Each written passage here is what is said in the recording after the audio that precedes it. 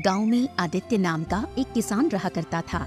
आदित्य बहुत ही सीधा साधा और नेक इंसान था जो हमेशा लोगों की भलाई में विश्वास करता था। एक दिन आदित्य अपने खेत से अपने घर वापस लौटा ही था कि तभी उसकी पत्नी रुक्मणी उससे बोली, मैं आपकी ही काफी देर से प्रतीक्षा कर रही थी। क्या हुआ रुक्मणी? आज सुबह से राधा ना तो कुछ खा रही है न पी रही है, बस गुमसुम लेटी हुई है।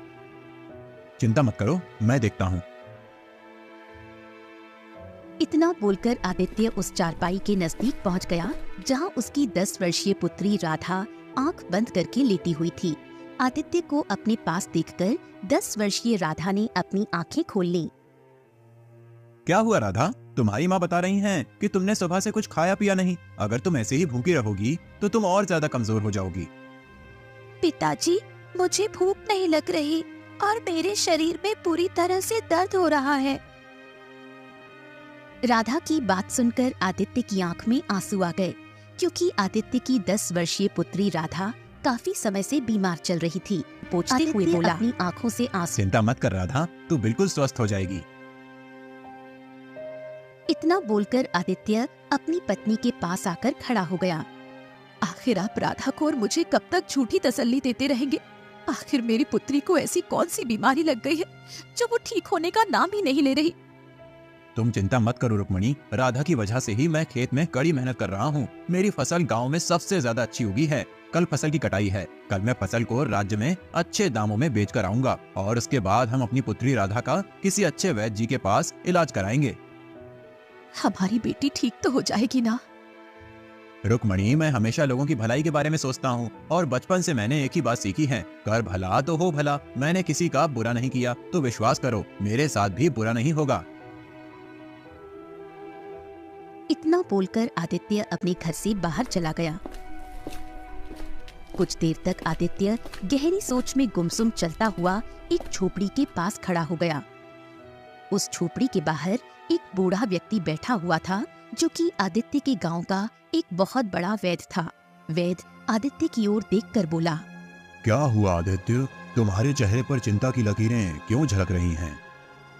आज मेरी पुत्री राधा ने सुबह से कुछ नहीं खाया और आज मेरी पत्नी भी मुझसे पूछ रही थी कि आखिर राधा को ऐसी कौन सी बीमारी लग गई है जो वो ठीक होने का नाम ही नहीं ले रही। इतना बोलकर आदित्य फूट फूट कर रोते हुए वैद्य से दोबारा बोला, अब मैं अपनी पत्नी से ज्यादा दिन तक झूठ नहीं बोल पाऊंगा। आदित्य की बात सुनकर वैद्य कुछ देर तक गहरी सोच में गुम रहे। कुछ देर बाद वो आदित्य के चेहरे को बहुत ही गौर से देखते हुए बोले, देखो आदित्य, मैंने तुमसे पहले ही कहा था कि तुम्हारी पुत्री को एक विचित्र बीमारी है और उसका इलाज संभव नहीं है। लेकिन मैं तुमसे ये नहीं कहूंगा कि तुम उसका किसी दूसरे वैद्य से इलाज नहीं करवाओ। केशव नगर राज्य में एक बहुत बड़े वैद्य रहते हैं जो कि मेरे गुरुजी भी हैं। तुम्हें जाकर उनसे मिलना चाहिए, परंतु वहां जाने से पहले तुम्हें धन का इंतजाम कर लेना चाहिए।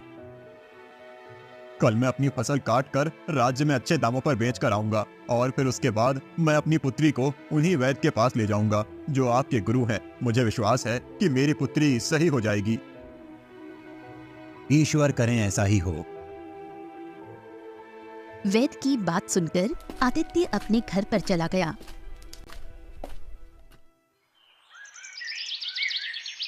अगली सुबह जब आदित्य अपने खेत की फसल कटाई के लिए जाने ही वाला था कि तभी गांव का मुखिया दौड़ते हुए आदित्य के घर पर आ पहुंचा।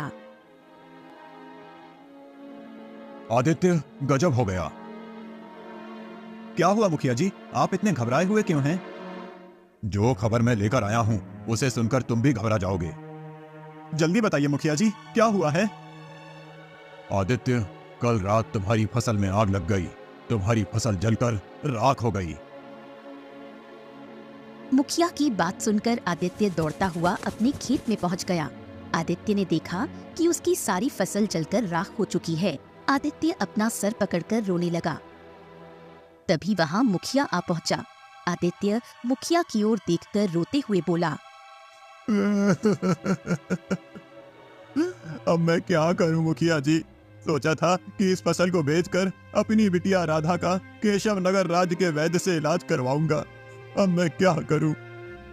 समझ में नहीं आ रहा आदित्य कि तुम्हारे खेत में आग कैसे लगी। आप नहीं जानते, मेरी फसल में आग नहीं लगी, बल्कि मेरी जी तोड़ मेहनत में आग लगी है। मेरा परिवार तो अब भूखा मर जाएगा। अब मैं क्या करूं? मैं जानता हूँ तुम्हारी पुत्री विचित्र बीमारी से जूझ रही है, लेकिन तुम चिंता मत करो। अगर तुम चाहो तो मैं तुम्हें जमींदार से कुछ कर्ज दिलवा सकता हूँ। ये सुनकर आदित्य अपने आंसू पोंछते हुए बोला, मुखिया जी, मैं आपका यह एहसान जिंदगी भर नहीं भूलूंगा। मेरी पुत्री का इलाज होना बहुत जरूरी है। तो फिर चलो मेरे साथ।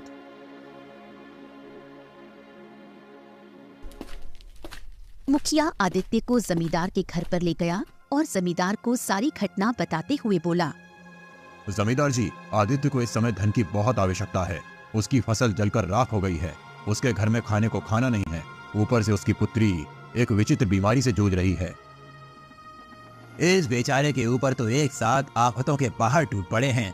ठीक है, मैं इसे धन देने के लिए तैयार हूँ, लेकिन कुछ महीनों बाद मेरी पुत्री मोहिनी का विवाह होने वाला है। इसे सारी रकम ब्याज सहित वापस लौटानी होगी। मैं तैयार हूँ जमींदार जी। आप मुझे कर्ज के रूप में जितना भी धन दे देंगे, मैं उससे दोबारा खेती करने के लिए बीज खरीदूंगा और अपनी पुत्री का इलाज भी करवाऊंगा। जमींदार ने कुछ स्वर्ण मुद्राओं की थैली आदित्य को पकड़ा दी। आदित्य वो स्वर्ण मुद्राओं की थैली को लेकर अपने घर पर चला गया और सारी घटना अपनी पत्नी रुक्मणी को बताते हुए बोला, जमींदार तो बहुत ही अच्छे आदमी निकले रुक्मणी। अगर जमींदार जी मुझे कर्ज नहीं देते तो ना जाने क्या होता। मैं तो हिम्मत ही हार गया था। आप सही कहते हैं। अब हमें अपनी बेटी का इलाज कराने में देर नहीं करनी चाहिए।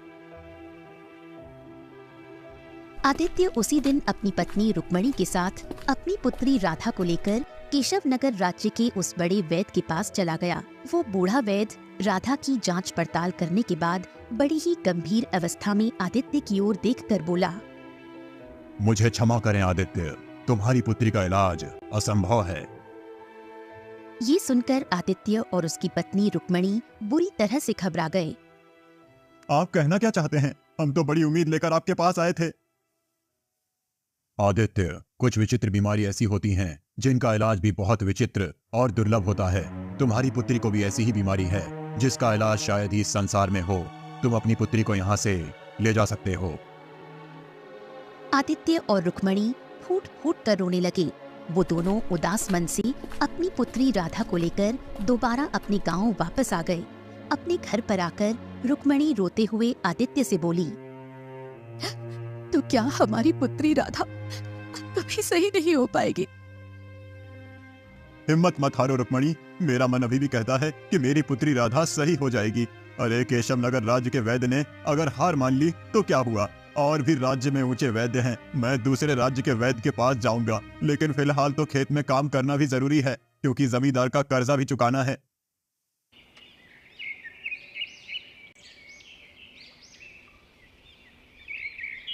अगले दिन आदित्य कुछ बीज खरीदकर अपने खेत में बोने गया ही था कि तभी वहाँ पर जमींदार अपने साथी बलिया के साथ आ पहुँचा और आदित्य की ओर देखकर बोला, मुझे मेरा कर्ज सूद सहित वापस चाहिए।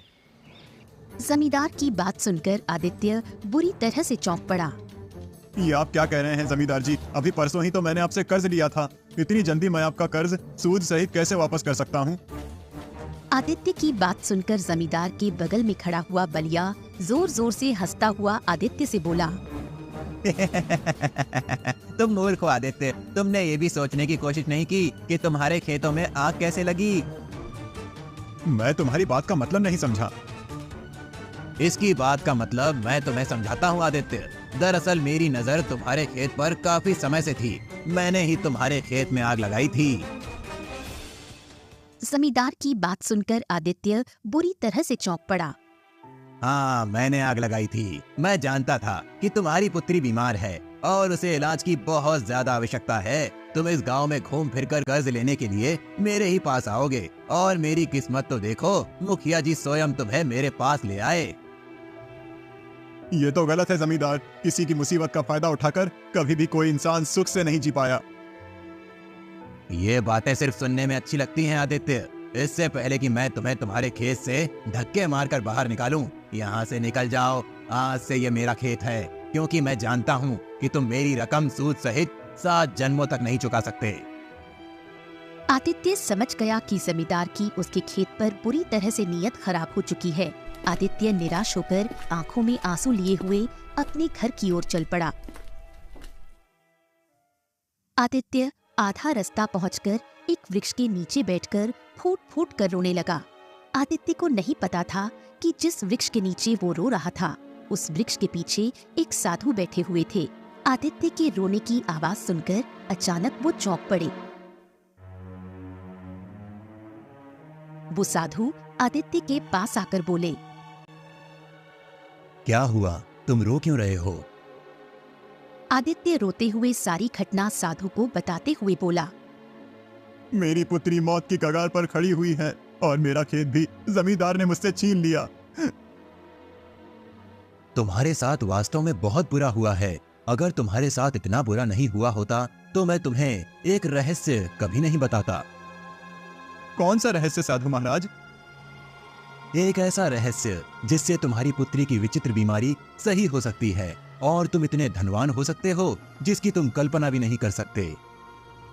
साधु की बात सुनकर आदित्य चौंकते हुए बोला, साधु महाराज, मैं केवल यही चाहता हूँ कि मेरी पुत्री स्वस्थ हो जाए। धन का क्या है, धन तो आता जाता है। धन तो मैं कभी भी मेहनत करके भी कमा सकता हूँ।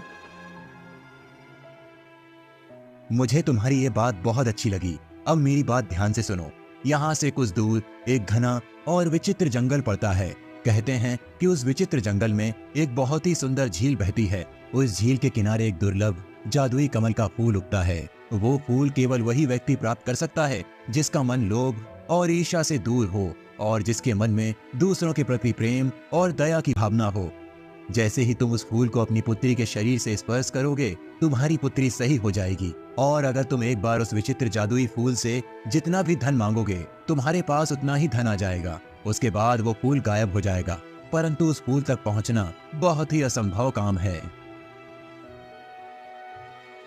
साधु की बात सुनकर आदित्य बड़े ही आत्मविश्वास भरे लहजे में बोला, अपनी पुत्री की जान बचाने के लिए मैं बड़े से बड़ा खतरा उठाने के लिए तैयार हूँ साधु महाराज। तो फिर देर मत करो, यहाँ से दाईं ओर दिशा में मुड़ जाओ।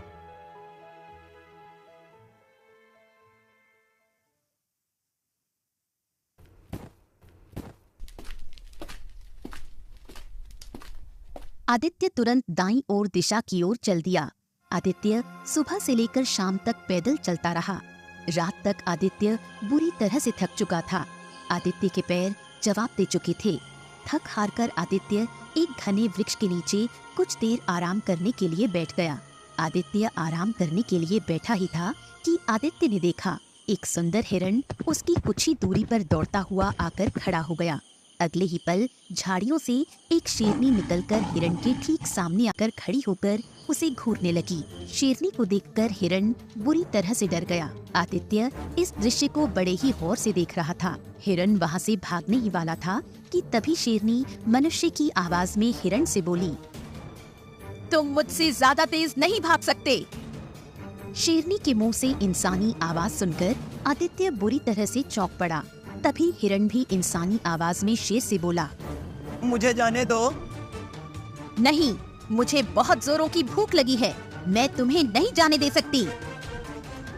तभी हिरण दया भरी नजरों से आदित्य की ओर देखते हुए बोला, तुम तो मनुष्य हो, क्या तुम मेरी जान बचा सकते हो? न जाने क्यों हिरण के ऐसा बोलने पर आदित्य को हिरण के ऊपर बहुत तरस आ गया। आदित्य शेरनी की ओर देखकर बोला, तुम तो शेरनी हो, फिर तुम इंसान की आवाज में कैसे बात कर सकती हो? मैं एक मायावी शेरनी हूँ। अगर तुम मायावी शेरनी हो तो फिर ये हिरण भी मायावी हुआ। तुम इसे छोड़ दो। मैं इसे एक ही शर्त पर छोड़ सकती हूँ। कौन सी शर्त? इसके बदले में तुम्हें अपना भोजन बनाऊंगी। क्या तुम इसके लिए तैयार हो? शेरनी की बात सुनकर आदित्य गहरी सोच में डूब गया। कुछ देर बाद आदित्य शेरनी की ओर देखकर बोला, मुझे एक विचित्र जादुई फूल की तलाश है। उस फूल के द्वारा ही मेरी बेटी की बीमारी सही हो सकती है। मुझे थोड़ा सा समय दे दो। मुझे उस फूल को अपने घर ले जाने दो। जैसे ही मेरी बेटी ठीक होगी, मैं तुरंत ही यहाँ पर आ जाऊंगा। नहीं, अगर इस हिरण की जान बचाना चाहते हो तो फिर तुम्हें अभी और इसी समय फैसला करना होगा। आदित्य ने देखा कि हिरण की आंखों में आंसू थे। हिरण बड़ी मासूमियत भरे अंदाज में आदित्य से बोला, मेरी माँ मेरा इंतजार कर रही है। अगर मैं समय पर अपनी माँ के पास नहीं पहुँचा तो उन्हें बहुत दुख होगा, और अगर उसे पता चला कि मुझे शेर खा गया तो वो जीते जी मर जाएगी। ये दुख सुनकर आदित्य शेरनी से बोला, ठीक है, तुम इस हिरण को जाने दो, तुम मुझे खा सकती हो। कर भला तो हो भला। अगर मैं इसका भला करना चाह रहा हूँ तो मुझे विश्वास है कि मेरा भी भला होगा। आदित्य ने इतना कहा ही था कि तभी हिरण रंग बिरंगी किरणों के साथ वहाँ से गायब हो गया और शेरनी रंग बिरंगी किरणों के साथ एक सुंदर लड़की में परिवर्तित हो गई। ये देखकर आदित्य आश्चर्य में पड़ गया। सुंदर लड़की आदित्य की ओर देखकर बोली, मैं वन देवी हूँ। वर्षों से मनुष्य उस विचित्र और जादुई फूल की तलाश में इस स्थान पर आते हैं। मैं उनकी इसी तरह परीक्षा लेती हूँ, परंतु तुम पहले मनुष्य हो जो इस परीक्षा में पास हुए हो। अपनी आंखें बंद करो। कुछ क्षण बाद जब तुम अपनी आंखें खोलोगे तो स्वयं को एक झील के पास पाओगे। तुम्हें वो जादुई कमल का फूल उस झील के किनारे खिला हुआ मिल जाएगा। उस फूल को तोड़ने के बाद अपनी आंखें बंद कर लेना। कुछ क्षण बाद जब तुम आंखें खोलोगे तो स्वयं को अपने गांव की सीमा पर पाओगे। आदित्य ने तुरंत अपनी आंखें बंद कर ली। कुछ क्षण के बाद जब आदित्य ने अपनी आंखें खोली तो उसने अपने आप को एक सुंदर झील के नजदीक पाया, जिसके किनारे एक चमकता हुआ कमल का फूल खिला हुआ था। लगता है ये वही कमल का फूल है जिसके बारे में साधु महाराज बता रहे थे। आदित्य ने तुरंत उस कमल के फूल को तोड़ लिया और अपनी आंखें बंद कर ली। कुछ क्षण बाद जब आदित्य ने अपनी आंखें खोली तो उसने अपने आप को अपने गांव की सीमा पर पाया। आदित्य दौड़ता हुआ अपने घर की ओर चला गया। आदित्य अपने घर पहुंचा ही था कि तभी उसने देखा कि आदित्य के घर पर जमींदार पहले से मौजूद था। जमींदार रोता हुआ बोला,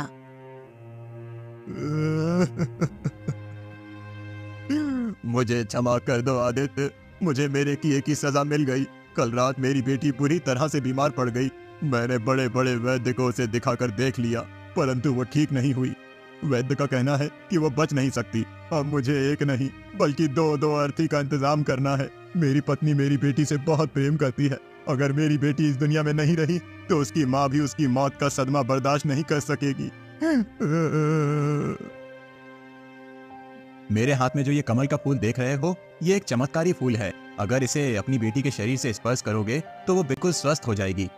मैं इसे विचित्र जंगल से अपनी बेटी की बीमारी को ठीक करने के लिए तोड़कर लाया था।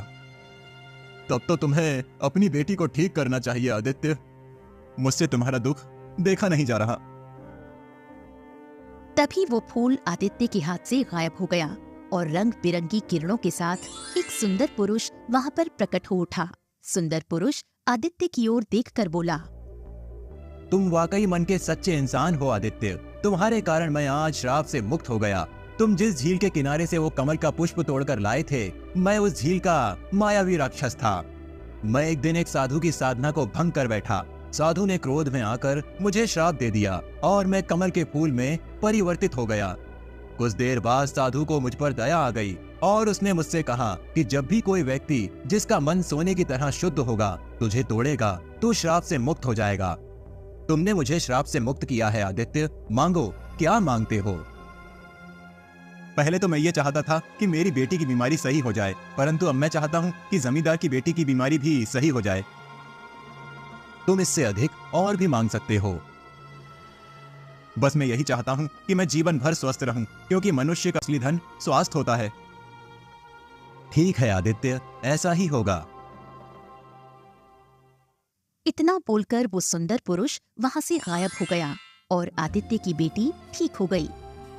जमींदार आदित्य की ओर देखकर बोला, मुझे माफ कर दो आदित्य, मैंने तुम्हारे साथ कितना गलत किया, उसके बाद भी तुमने मेरी मदद की। मैं तुम्हारे खेत वापस करता हूँ और तुम्हें दिया हुआ कर्ज भी मैं माफ करता हूँ। इतना बोलकर जमींदार वहाँ से चला गया। घर पर आकर उसने देखा उसकी बेटी भी स्वस्थ हो चुकी थी। कुछ दिन बाद वही साधु आदित्य के पास आकर रहस्यमयी अंदाज में बोले, जब तुम मुझे पहली बार मिले थे मैं समझ गया था कि तुम ही वही इंसान हो जो उस झील के राक्षस को श्राप से मुक्त कर सकते हो। उस झील के राक्षस को श्राप मैंने ही दिया था। साधु की बात सुनकर आदित्य मुस्कुराने लगा और साधु भी मुस्कुराते हुए वहां से चले गए।